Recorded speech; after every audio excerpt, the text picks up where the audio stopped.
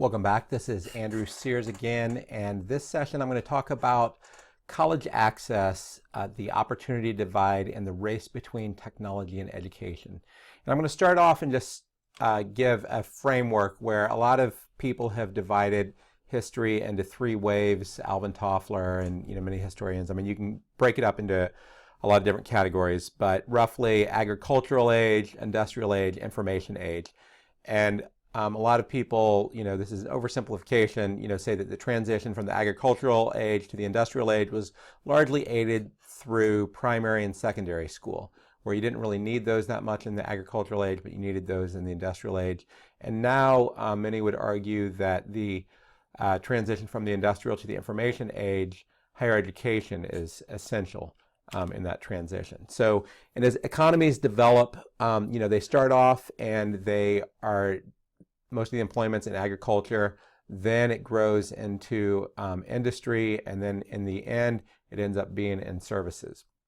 So you can see that across low-income countries that still have a lot of agricultural jobs, some industrial, and a lot of services. But the high-income countries, 2% are agricultural, with some industrial and some services.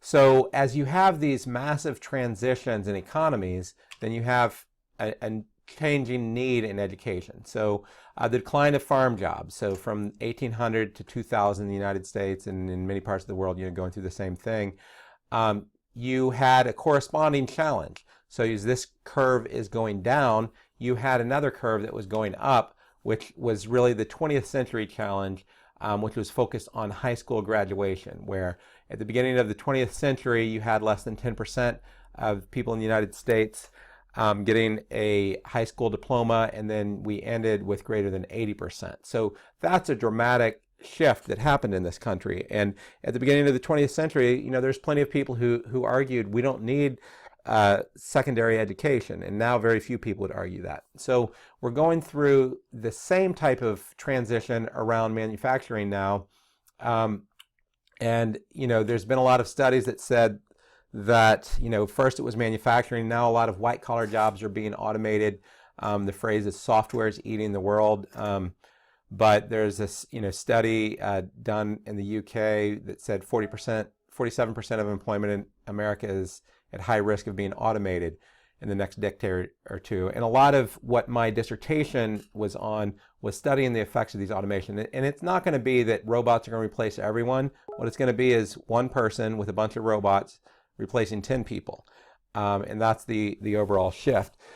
So if you have a decline like this, we need a corresponding change in the, in the same way that you had this growth of secondary education that happened in the 20th century, we need a growth of post-secondary education in the 21st century.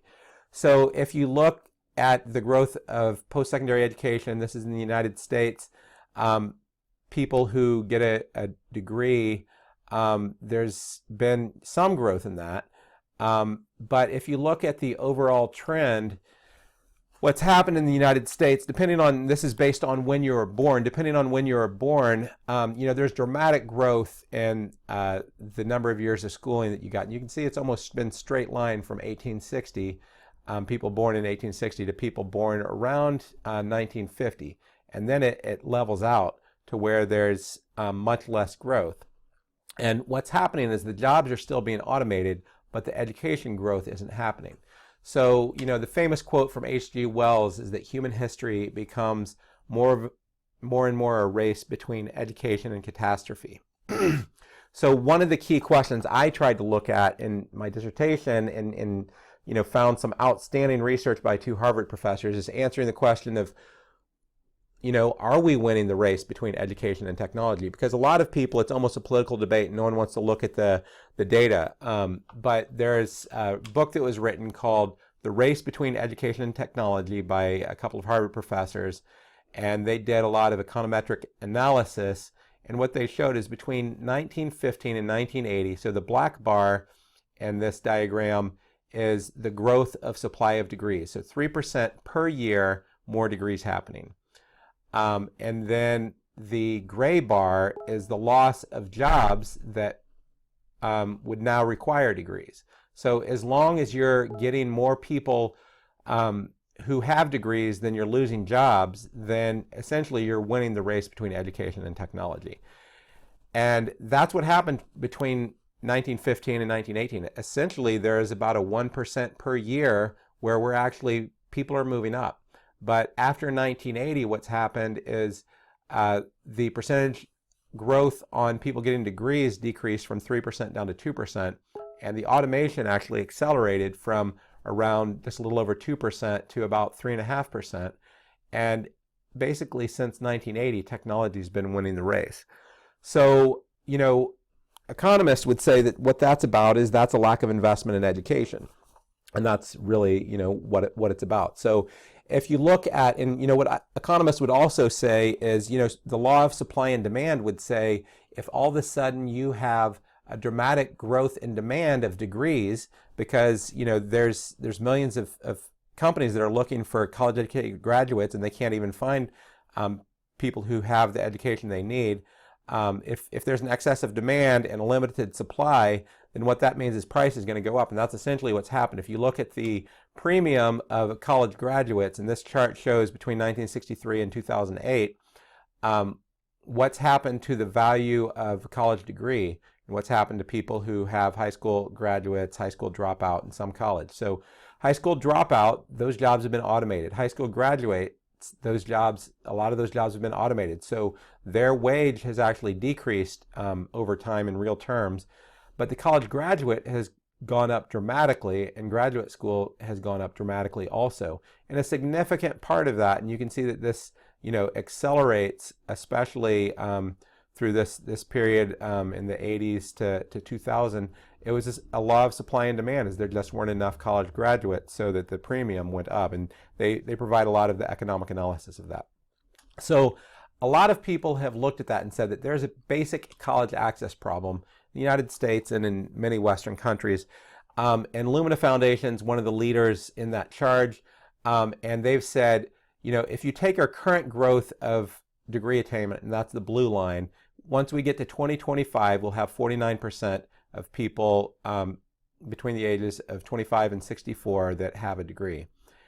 And what they said is, let's raise that. Can we raise that to 60%? And that became their goal. Now, what's interesting to look at is even if you don't achieve their goal, which is fairly aggressive, and I think at this point it's going to be pretty hard for them to achieve. If you just take the straight line projection of current growth and degree attainment, and you just project that out for the 21st century, you see that access is the dominant narrative for the 21st century. So by somewhere around 2093, we're going, if you just did the current growth in college graduates, we'd have 100% of people in the United States have a degree. Now, that's not going to happen, obviously, in the same way that didn't happen for high school. And there's some different reasons why for that. So I think a significant part of that is you can't just do straight line projections, and you actually have to look at the details. And the Pell Institute did really good analysis on, looking at degree attainment based on income quartile. So this top blue line shows between 1965 and 2015 there is growth, 37-point growth from 40% to 77%. So that is the top 25% income wise if you come from those families. Then the next 25% had 19-point growth. So overall, the top half's doing pretty well. But if you're in the bottom half, then over a 50-year period, you've only had 6-point growth, or for the 25% to 75%, and then 3-point growth for the bottom 25%. So basically, that's flat if you're looking over a 50-year period. So what's happened is traditional college has been focused on this top half, and it's had to do that for revenue reasons. But disruptive innovation theory says that the opportunity is with non-consumers. So I think both in the US and internationally, there's a disruptive innovation opportunity. Now, part of what's interesting is if you take that straight line projection that I showed you before, and you did straight line projections based on this growth rate by income quintile, or quartile, then what you'll see is that by 2050, the top 25% everyone would have a degree, and by the end of the 21st century, close to 80% of the next quarter. But by the end of the 21st, by 2100, we will have only had something like 20% of the bottom half getting degrees. So that's really where there's the problem. That's been the focus of the institution that I run, and that's the disruptive innovation opportunity. So the straight line projection problem and the Lumina Foundation problem really is a bottom half problem. So if you want to achieve the Lumina Foundation goal, even without achieving that, you're going to get a lot of people to get a degree if you just did straight line, but you're not going to achieve that because the bottom half, there's some basic limitations. So there's a lot of reasons for that. If you break it down into college entrance, completion, and persistence, by income quartile, you can see that, so the black lines are those entering college, the yellow lines are those completing college, and persistence is basically the percentage of those entering that complete. So you can see that the top quartile is much higher, and as you go down, it goes down. But what's significant is that only the college persistence at the lower levels, 31%, 44%. There's a lot of work to happen there, and there's been a lot of focus on the college completion. So a lot of people in counter to this access argument, they will say, well, you can't just go out giving degrees because are there enough jobs? If you look at and I'll get into some of that data, and that's really the credentialism argument, and it's a valid argument. So if you look at the bottom 25% of people who get a bachelor's degree, and you compare them to people who just got a high school diploma, there isn't this significant wage benefit. It's almost the same. So it's not just getting the credential, it's getting the credential along with education. So there are issues, and if we just wanted 100% of everyone to get college degrees, why not just print diplomas, and just like we could print money to solve our deficit problem. Obviously, there's this issue of educational inflation, and there's the question of, was there educational inflation in the 20th century whenever you started getting people secondary degrees? Yes, there probably was. But having said that, there was a lot more education that happened, and the same thing is going to happen in the 21st century. Now, part of the challenge that happens if we're just trying to get people credentials without getting them educated is that, the debt problem. So if you look at the distribution of debt, the biggest distribution of debt is that bottom 25%. So 58% of the total student debt is in the bottom 25% income-wise. So that's a major concern, and that's why a lot of people in the lower income communities, are concerned about going to college. And I've worked and lived among the poor for basically my whole life, and I know that that's a major concern. So, the people who talk about the credentialism argument, they say, well, if you get all these people educated, so let's say we don't just give them credentials, but we get them educated, will there be jobs for them? And in many parts of the world, that's a question. But for the most part, the race between education and technology, we're losing the race. Technology is winning. The jobs are there. And this chart shows that. So the items in red show the jobs that are available to high school graduates. The jobs that are in blue require some college, and the darker blue requires graduate.